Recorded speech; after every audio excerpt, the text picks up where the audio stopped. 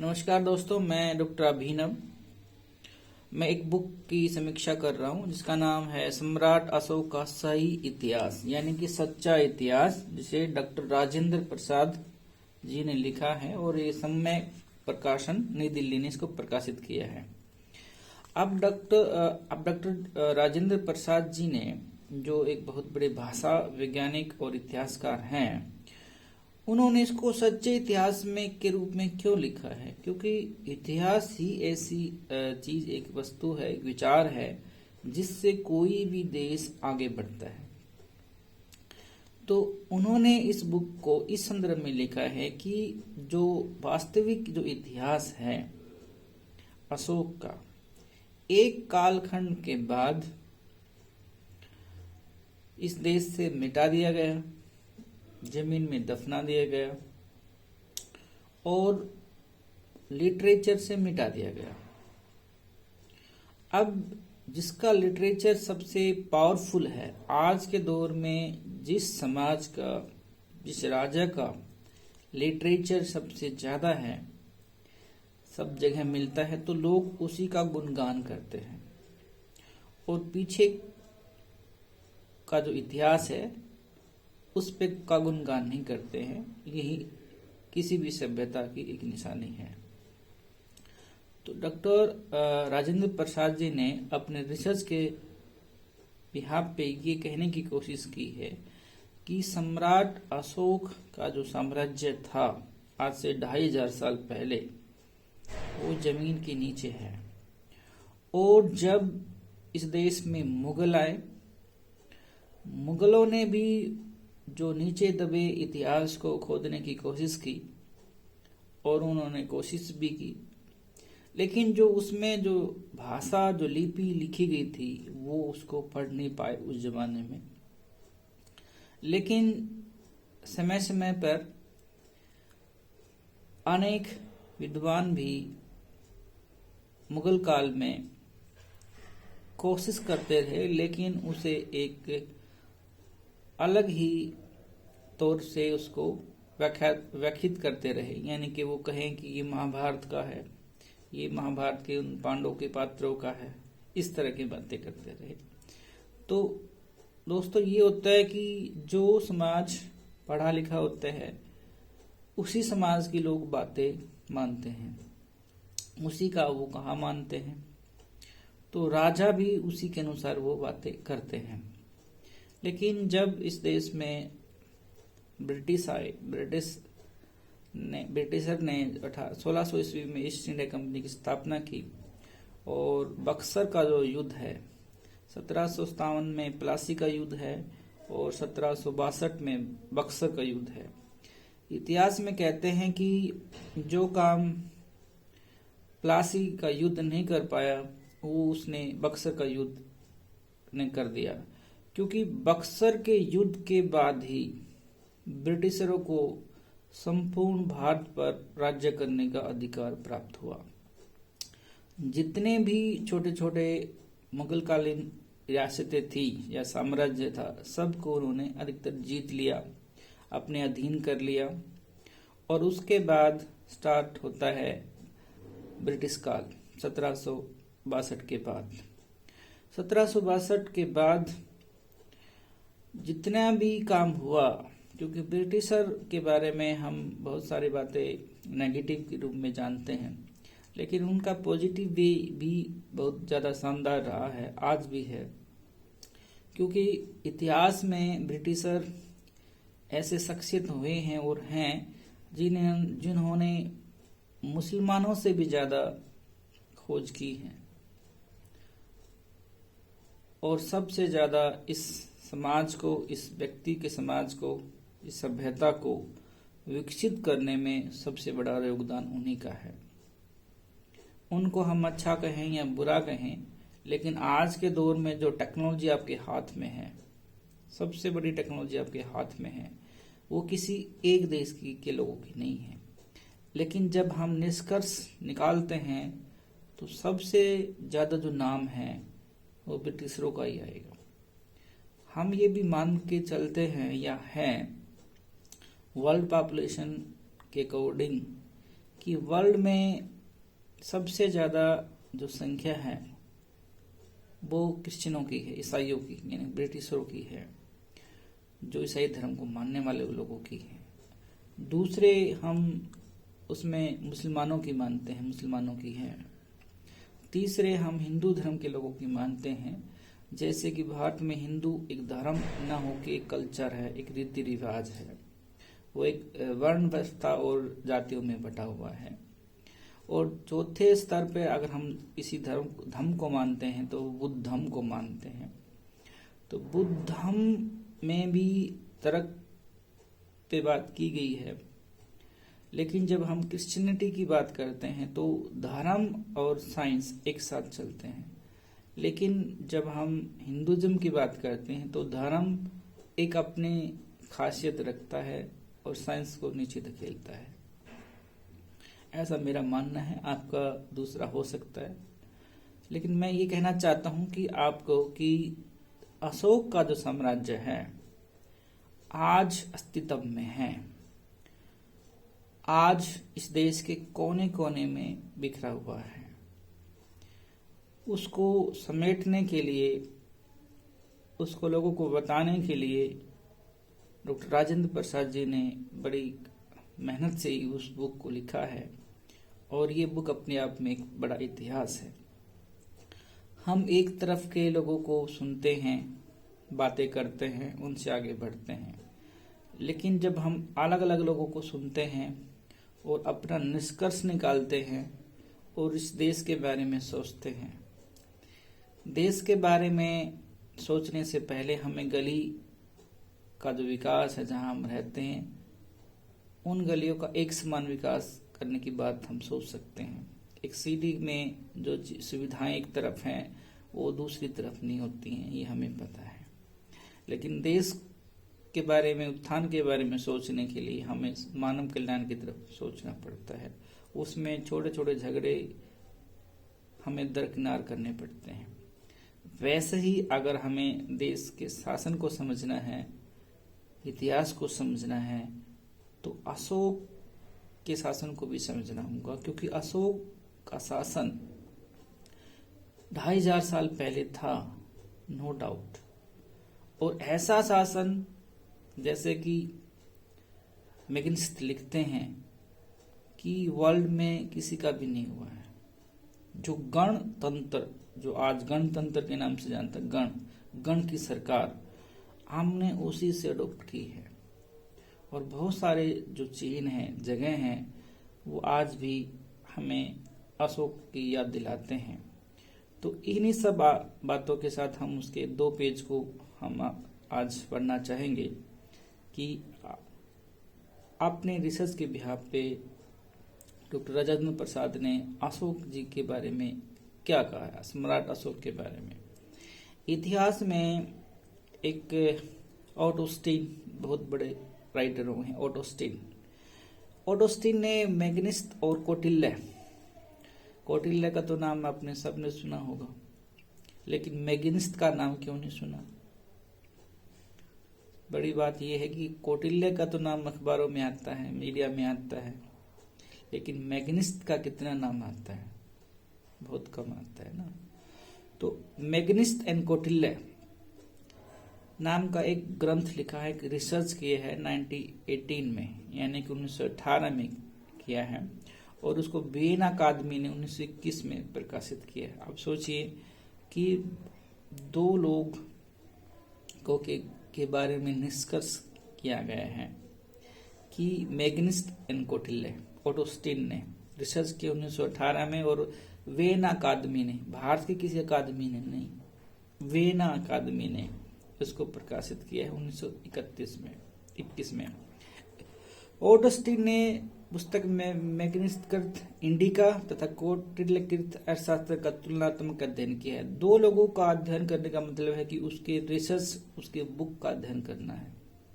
ये बताया गया है कि हम ये जानते हैं कि हम कोई एग्जाम देते हैं, कंपटीशन का, यूपीएससी का देते हैं, किसी भी चीज का देते हैं, तो ये नाम आते हैं, हिस्टोरिकल बैकग्राउंड में आते हैं कि कौटिल्य ने क्या लिखा, अर्थशास्त्र लिखा, मैगनिस्ट ने क्या लिखा, इंडिका लिखा। अब दोनों का तुलनात्मक उसने अध्ययन किया है और गहन और सूक्ष्म अध्ययन किया है, ऐसा पुस्तक में लिखा गया है।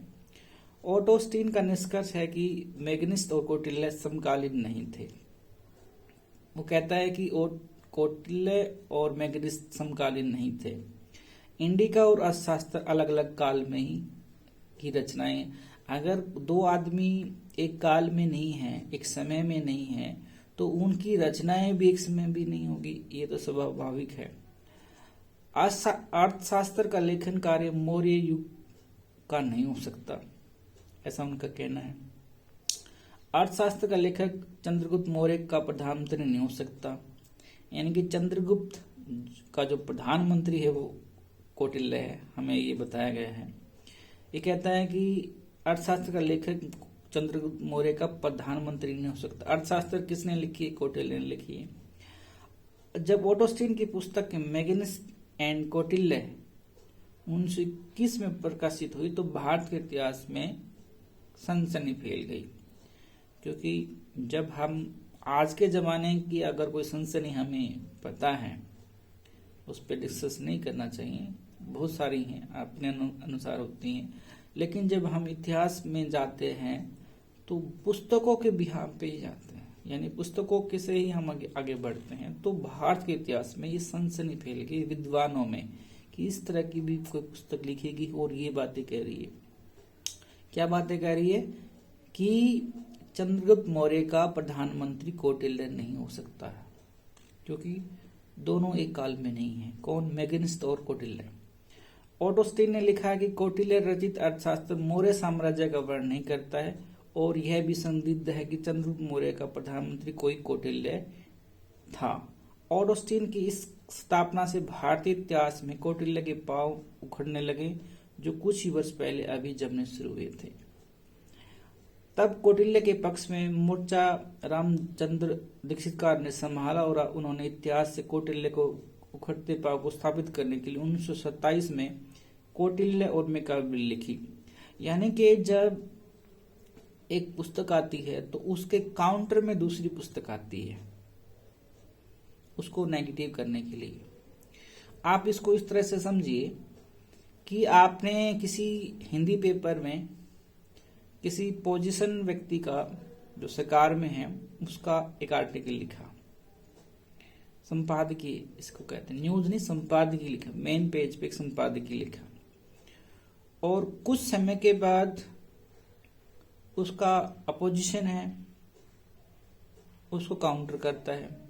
या हम इसको इस तरह से ले सकते हैं कि एक अपोजिशन वाला व्यक्ति किसी भी सरकार, स्टेट गवर्नमेंट की या सेंट्रल गवर्नमेंट की किसी भी पॉलिसी पे कटाक्ष करता है, नेगेटिव बताता है, डाटा देके बताता है, तो उसी आर्टिकल को काउंटर करने के लिए अगले दिन या दूसरे तीसरे दिन पक्ष वाला कोई व्यक्ति उसी को काउंटर करने के लिए एडिटोरियल लिखता है। इसको हम काउंटर बोलते हैं, यानी कि जो पहले व्यक्ति ने जो पढ़ा है उसको हम काउंटर कर लें, दूसरा व्यक्ति उस पे आ जाए। तीसरा एग्जाम्पल हम इस तरह से कह सकते हैं कि अगर कहीं रैली होती है, मान लीजिए कि हरियाणा में किसी भी जगह किसी भी अपोजिशन की रैली होती है पॉलिटिकल, तो उसी जगह कुछ समय के बाद पोजीशन की रैली होती है, ये वर्तमान में होता है, ताकि उस जगह के लोग पहली जो रैली हुई है उसको भूल जाएं और रिसेंट जो रैली हुई है उसके बारे में वो बातें करने लगे। तो ऐसी ही पुस्तक रामचंद्र दीक्षितकार ने 1939 में लिखी, 29 में लिखी, 21 में ये बुक आई पहली वाली, और उसके कुछ साल बाद 29 में। अब लंबा डिस्टेंस हम देख पा रहे हैं, क्योंकि पहले के जमाने में बुक आती मेरा वो बुक वियना में प्रकाशित हुई, तो भारत में आते काफी लंबा टाइम लगा, और जो विद्वान जो लोग थे उनकी वेबसाइट उन्होंने पढ़ी। आप देखिए हम पिछले एपिसोड में देखते हैं कि मैं ये बात कहता हूँ कि 1947 में कितने परसेंटेज पढ़े लिखे लोग थे, ओनली 12%। अब आज का जो गॉड है, जिसे मैं गॉड मानता हूँ, आज का गॉड जो है वो इंटरनेट है। आप उसमें सर्च कीजिए, आपको बताएगा। ठीक है, तो ये 1929 में लिखी गई। और इसके बाद पत्राचारों के सबूत मिलते हैं। रामचंद्र दीक्षितकार भारत के वो इतिहासकार हैं जिन्होंने प्राचीन भारत के विमानों के प्रयोग पर विशेष बल दिया है, यानी कि विमानों का जो प्रयोग है उस पर विशेष बल दिया है। प्राचीन भारत में युद्ध 1944 नामक अपनी पुस्तक में दीक्षितकार ने प्राचीन काल के युद्धों में विमानों के प्रयोग का इतिहास लिखा है। यानी कि जो रामचंद्र दीक्षितकार जो लेखक हैं, इतिहासकार हैं, 1944 में एक बुक आई है भारत में, प्राचीन भारत में युद्ध। आप इसको पढ़िए, मैं भी इसको पढ़ने की कोशिश करूंगा, मिलेगी तो। दरअसल मौर्य काल के इतिहास लेखन में तथाकथित कौटिल्य रचित अर्थशास्त्र का प्रयोग कर इतिहासकारों ने इस काल का ब्राह्मणीकरण कर दिया है। कारण कि कौटिल्य ने स्थापना दी कि वर्ण व्यवस्था को कायम रखना राजा का कर्तव्य है। आप कौटिल्य में सबसे बड़ी अहम बात यह है कि वो ब्राह्मणिज्म सिस्टम को कायम करना चाहते हैं। ये उसमें एक मुख्य बात बताई गई है। कौटिल्य द्वारा प्रस्तावित राजा की दिनचर्या से ये भी कहा गया, यानी कौटिल्य ने अपने अर्थशास्त्र में लिखा है कि किरण फूटते ही राजा को गाय, उसके बछड़े वृषभ की परिक्रमा करनी चाहिए। तत्पश्चात राजा को राज दरबार की तरफ प्रस्थान करना चाहिए। इसमें एक दिनचर्या भी राजा को ब्राह्मणों द्वारा आशीर्वाद की प्राप्ति होनी चाहिए। कौटिल्य के राजनीतिक सिद्धांत और दर्शन को राजनीति विज्ञान में पढ़ाया जाता है। यानी कि कौटिल्य का जो अभी अर्थशास्त्र है उसको अभी सिलेबस में, भारत के सिलेबस में पढ़ाया जाता है।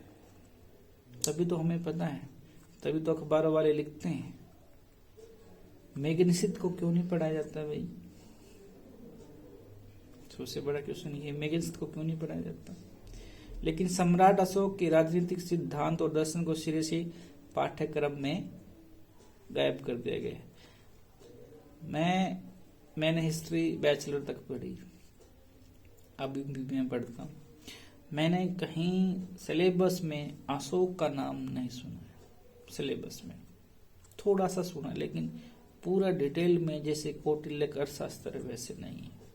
ऐसा क्यों? क्योंकि भारत का जो इतिहास है अशोक के बिना अधूरा है, ये हमें समझना होगा। जबकि भारतीय संविधान कहता है कि नागरिकों को वैज्ञानिक बोध विकसित करना हमारा कर्तव्य है। भारत का संविधान कहता है कि भारत के नागरिकों को शिक्षा के बिहार पे, शिक्षा के स्तर से ही वैज्ञानिक बोध, तर्कशील बोध करवाना जरूरी है ताकि वो आगे बढ़े। मौर्य गण का टोटम था पक्षी, मोर, यानी कि जो चिन्ह था, राष्ट्रीय चिन्ह था, वो मोर था मौर्य काल का। मोर न तो आर्यों का है न द्रविड़ों का, मोर आर्केस्ट्रो का है, यानी कि किसी दूर का है। मोर की जड़ आर्य द्रविड़ भाषाओं में नहीं मिलेगी, उसकी जड़ आर्केस्ट्रो की भाषाओं में मिलेगी। संताली, मराठी, मौन, सबर, मलय आदि आर्केस्ट्रिक भाषाएं हैं। ये भाषाएं हजारों हजार मील की दूरी पर हैं। अचूक एकता है इसमें, मगर आसपास के सटी भाषाओं से एकदम बेखबर। देखिए, एकता का सूत्र हमें से बात है। मोर को संताली में माराव, मुराड़ी में मराव, हो में मर, मौन में मार्ग, सबर में सर, मलय में मेर आदि कहा जाता है। तो ये एक दूसरी बात ये है, इसमें मैं ये कहना चाहूंगा कि मैग्निस्ट ने लिखा है सम्राट अशोक का इतिहास के बारे में। Doctor Rajendra Prasad page number 13 पे लिखते हैं कि मैग्निस्ट ने लिखा है कि पाटलिपुत्र किलेबंदी ऐसी थी कि नगर के चारों ओर लकड़ी के की दीवारें बनी हुई थी। जैसे आज का जो पटना है ना, वो पाटलिपुत्र है। उसके चारों तरफ लकड़ी की दीवार बनी हुई थी, घेराबंदी। अब ये क्यों है? अब दूसरे से तो बचना पड़ेगा, राजधानी को बचाना पड़ेगा ना, इसलिए जब हम हिस्टोरिकल मूवी देखते हैं तो उसमें ऐसा होता है। अगर किसी गांव में हैं या किसी शहर में हैं तो एक बाउंड्री होती है। वो बाउंड्री हमें आजकल ये बताने के लिए होती है कि बाहर से अगर कोई बरसाती पानी आता है तो उसको रोका जा सके। शहर में भी ऐसा होता है।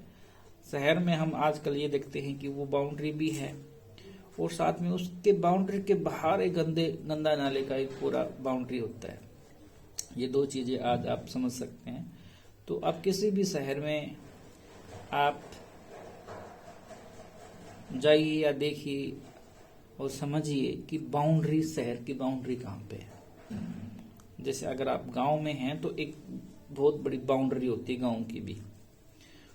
वो बाउंड्री का कंसेप्ट ही यहाँ से है, यानी कि बाहरी जो आक्रमण है, अब आक्रमण लोगों का भी है, अब आक्रमण पानी का भी है, तो दोनों को बचाना पड़ेगा आपको, ठीक है।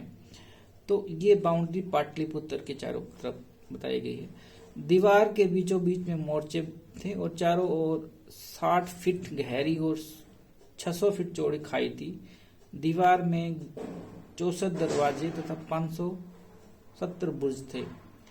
अब अगर हम लाल किले को देखते हैं, दिल्ली के लाल किले को देखते हैं, आप दिल्ली का लाल किला देख लीजिए। दिल्ली का लाल किला नहीं देखा है तो आपने आगरा का लाल किला देखा होगा। आगरा थोड़ी दूर है, दिल्ली नजदीक है। जब दिल्ली का लाल किला हम देखते हैं तो लाल किला शुरुआत होने से पहले एक बहुत बड़ी खाई है। ऐसे आप लाल किले में नहीं घुस सकते। आप लाल किले में किसी भी दीवार को फाड़ नहीं सकते हैं। उस दीवार के साथ एक बहुत बड़ी खाई है। उस खाई को पार करना मुश्किल है।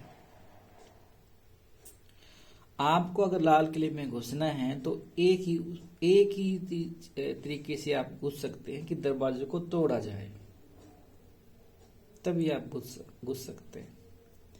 जैसे आजकल घरों में क्या होता है कि दरवाजे, आप घरों में तभी घुस सकते हैं जब आपका मेन दरवाजा तोड़ा जाए।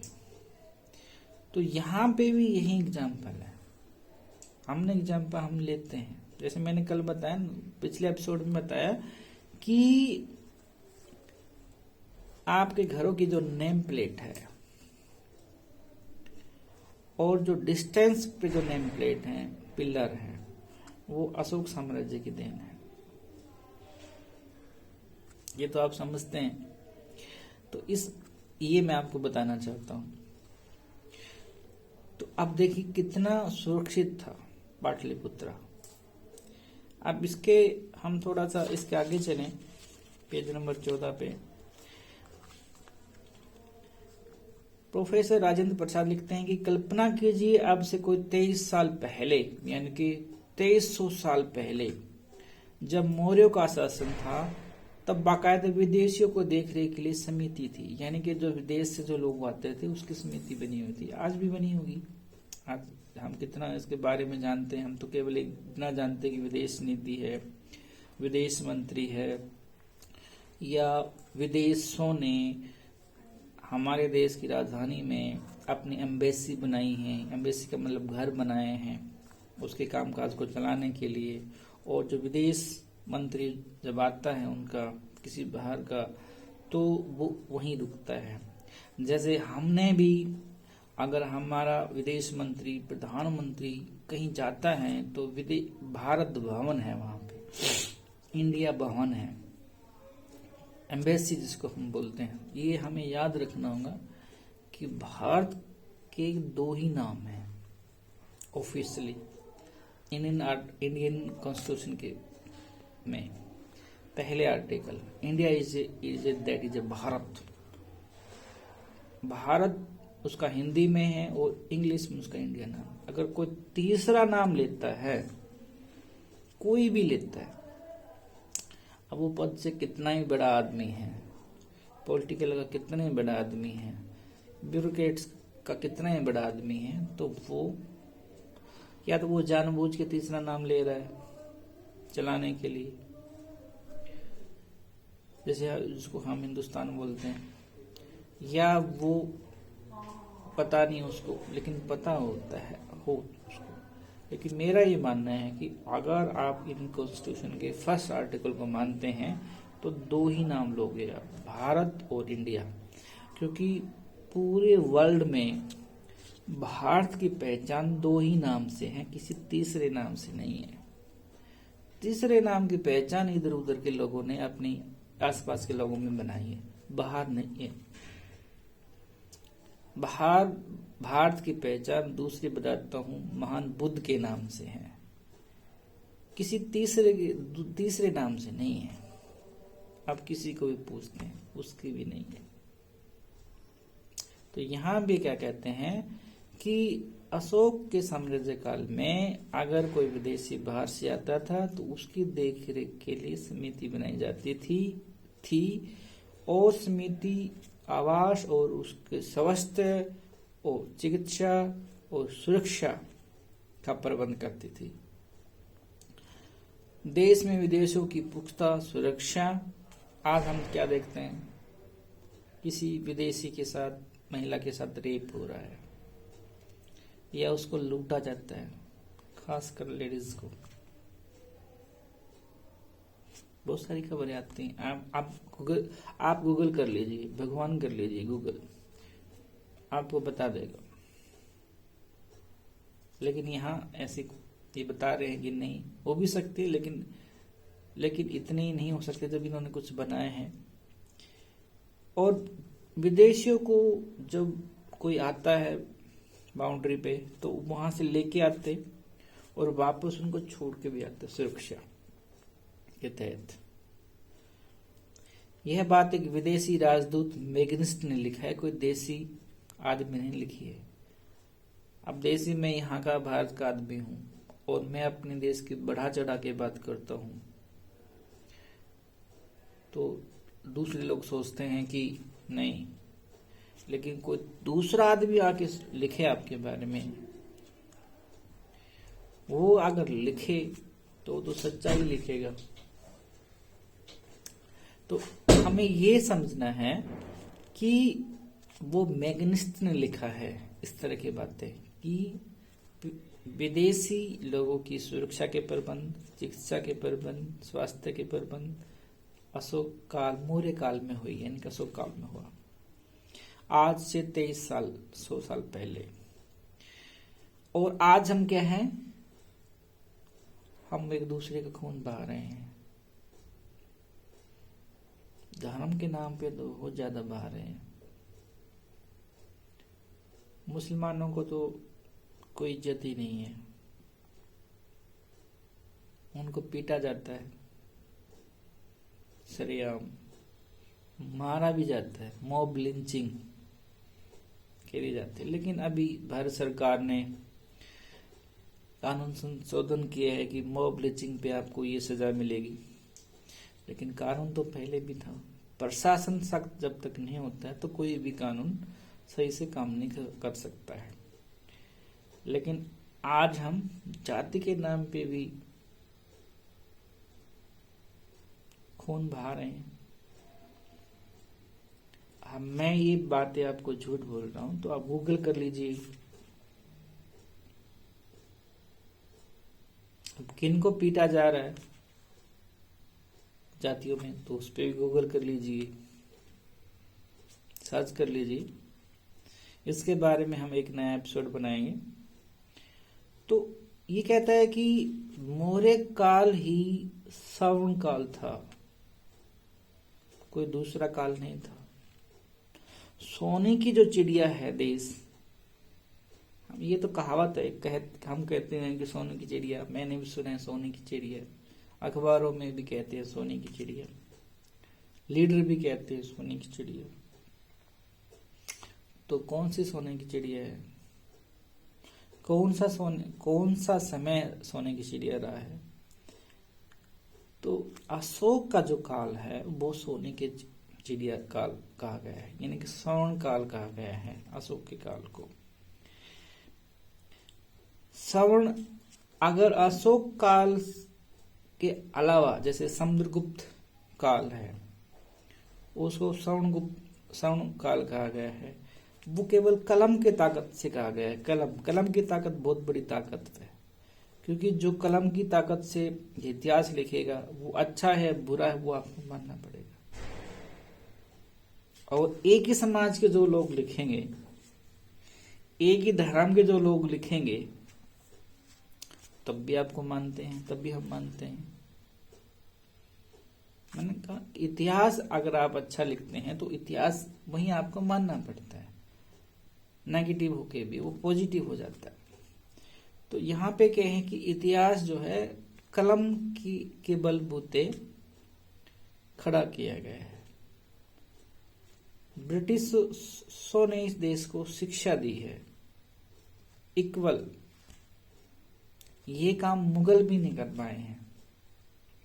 मुगलों का जो शासन है वो ब्रिटिशों से कहीं ज्यादा है। एनसीईआरटी की बुक में अगर हम पढ़ते हैं तो उसमें कुछ बातें इस तरह से है कि जब 1857 की क्रांति हो रही थी भारत में, तो उस समय पर ब्रिटेन कैलकाटा यूनिवर्सिटी बना रहा था, कलकत्ता यूनिवर्सिटी बना रहा था भारत में। आज भारत में 1043 विश्वविद्यालय हैं।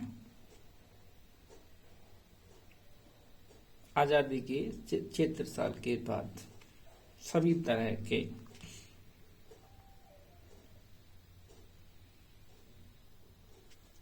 क्योंकि आपके पास इक्वल एजुकेशन नहीं थी और आसमान शिक्षा है। लेकिन समान शिक्षा में भी क्या है कि अगर हम ये देखते हैं हरियाणा में, जैसे मैंने कुछ एपिसोड में बोला है कि हरियाणा का एजुकेशन अगर देखते हैं तो हरियाणा में 21 सरकारी यूनिवर्सिटी हैं, तो 24 जो यूनिवर्सिटी हैं वो प्राइवेट यूनिवर्सिटी हैं, सरकारी से कहीं ज्यादा। तो यहाँ पे क्या कहता है कि जो इतिहास को जानना चाहता है वही आगे बढ़ता है, वही समाज आगे बढ़ता है। तो यहाँ पे क्या है, जिस अजंता की गुफाओं को घसीट कर इतिहासकार गुप्त काल से जोड़ने की कोशिश करते हैं, यानी गुप्त काल को समयुग भी कहा जाता है, पता है आपको। उस अजंता पर न तो गुप्त राजाओं का शासन था और न संरक्षण था। आप कलम से किसी भी शासन के इतिहास को अपना शासन बना सकते हैं। जैसे आज कोई भी जगह है तो वहां पे आप कुछ भी स्थापित कर लीजिए, उसी का हो जाएगा। जैसे बहुत सारे मस्जिद है, उनके बाहर मंदिर बनते हैं थोड़े छोटे छोटे, तो वो कैप्चराइजेशन हो जाता है एक टाइम के बाद। आप शहर में देख लीजिए, आप आसपास की चीजों को देख लीजिए। तो अजंता लोरा की गुफाएं आप किसी भी शासन काल में बनी हो, वो हम इतिहास अपना वहां स्थापित कर देंगे तो हमारा हो जाएगा। क्योंकि सत्ता तो उन्हीं के पास है, जिसके पास सत्ता उसी को अब मानने लगोगे। हाँ, इस तरह से जिस नालंदा महाविहार को इतिहासकार गुप्तकालीन मानते हैं वह वस्तुत मौर्यकालीन है। यानी कि नालंदा विश्वविद्यालय जो है बिहार में वो गुप्त काल की बताएगी है, लेकिन वह मौर्य काल की है। और ये तो साबित आज तो और भी साबित हो गया है कि बहुत सारे यूट्यूबर, न्यूज चैनल जो सच्चा इतिहास बताते हैं वो आपको बता रहे हैं। जिस भूमरा और नचना की इमारतों को गुप्त राजाओं की देन बताई जाती है वह मुख्यतः नागों की है, यानी कि नाग वंश। इतिहास में एक नाग वंश भी हुआ है, नाग वंश बहुत बड़ा पावरफुल हुआ है, उनकी है। जिस लाट पर खुद चंद्रगुप्त मौर्य ने बस्ती लिखवाई वह सम्राट अशोक का है। यानी कि कोई दीवार है, उस दीवार पे कुछ भी लिखा है उसको मिटा के अपना नाम लिख दो तो किसका हो जाएगा? खुद का हो जाएगा। पहले वाला तो मिट गया ना। जैसे अब नया पेंट करते हैं पिछले वाली दीवार पे, पेंट पे, तो नया पेंट कहलाया जाएगा, पिछला नहीं कहलाया जाएगा। लेकिन पिछली सरकारी जो दीवारें हैं, सरकारी जो बिल्डिंग हैं बहुत पुरानी, उस पे बहुत सारे लेयर मिलेंगे आपको, आपके घर पे भी मिलेंगे, हम दिवाली पे आप करते हैं तो उस पे भी ऐसे ही हम ये मानते हैं।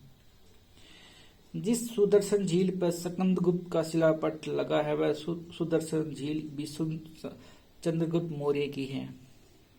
अब देख लीजिए, दो बड़े नाम हैं, स्कंदगुप्त और चंद्रगुप्त मौर्य। यानी कि कोई विश्वविद्यालय हम इसको ले, पहले को नाम पट्टी हटा के अपना लिख दे हम, उसमें क्या जाता है बताओ। जैसे आज शहरों के नाम चेंज होते हैं, गांवों के नाम चेंज होते हैं, तो एक जनरेशन आएगी, एक जनरेशन जाएगी, तो अगली जो जनरेशन है तो वो तो वही मानेगी। लेकिन जो उसकी बोली में है और उसकी भाषा में है वो कहीं ना कहीं वो चलता रहेगा। ये बोली और भाषा की विशेषता है। जिस पटना में गुप्त राजाओं का शीश महल था वह शाही शीश महल मौर्य का था। यानी कि जो मौर्यों का जो शीश महल है, हमने बात की है, वो गुप्त राजाओं का नहीं है, वो शीश महल मौर्य काल का है। जिस गुप्त काल में फायान भारत आया वह गुप्त जैसे राजाओं को नहीं जानता था। फायान जिस समय आया उस टाइम में गुप्त मौर्य काल, उस समय गुप्त वंश था ही नहीं। जिस गुप्त साम्राज्य की विशेषता की प्रशंसा है वह चोल साम्राज्य से भी छोटा है। यानी गुप्त साम्राज्य है लेकिन साउथ में एक चोल साम्राज्य हुआ है, साउथ में सातवाहन साम्राज्य हुआ है, और सातवाहन साम्राज्य और चोल साम्राज्य का एक इतिहास है, दोनों का आपस में लड़ना। एनसीईआरटी में जिसे हम पढ़ते हैं। तो यहाँ की बहुत सारी छोटी चीज को बहुत बड़ा विस्तार देना, अतिशयोक्ति करना, इस तरह से बताया गया है।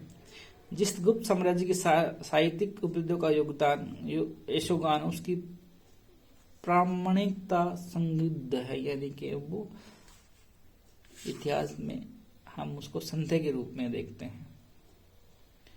कुल मिलाकर गुप्त काल के पास कुछ भी नहीं बचता है जिसके बलबूते उसने प्राचीन भारत का स्वर्ण युग कहा जा सके। गुप्त काल को भारत का स्वर्ण युग कहा जाता है। लेकिन ये जो पुस्तक है गुप्त काल को स्वर्ण युग नहीं मानती है, अशोक के काल को स्वर्ण युग कहा गया है, ये बताती है। और यही बड़ी रिसर्च है डॉक्टर राजेंद्र प्रसाद की कि भारत का जो स्वर्ण युग है, भारत को जो सोने की चिड़िया कही जाती है, भारत में जो अच्छा गणतंत्र है वो अशोक का गणतंत्र है, वो मौर्य काल का गणतंत्र है।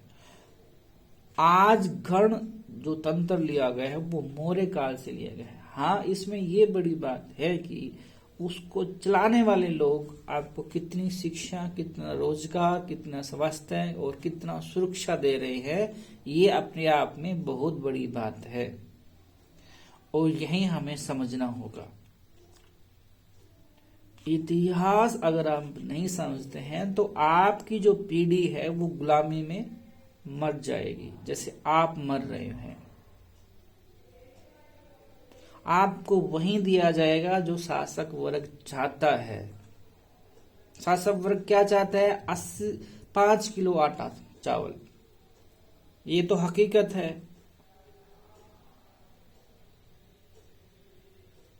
5 किलो आटा दो, उसके बदले अपना बहुमूल्य वोट दो।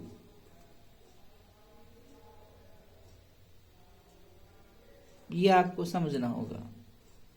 अगर आपके पास पैसे हैं तो आप 50 किलो आटा अपने मर्जी से खरीद सकते हैं और कभी भी खरीद सकते हैं और कुछ भी बना के खा सकते हैं। अगर आपके पास अच्छी शिक्षा है, अच्छा रोजगार है तो।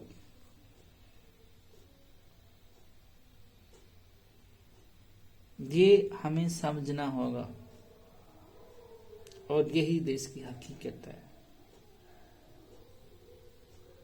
आज के लिए आपने सुना, शुक्रिया।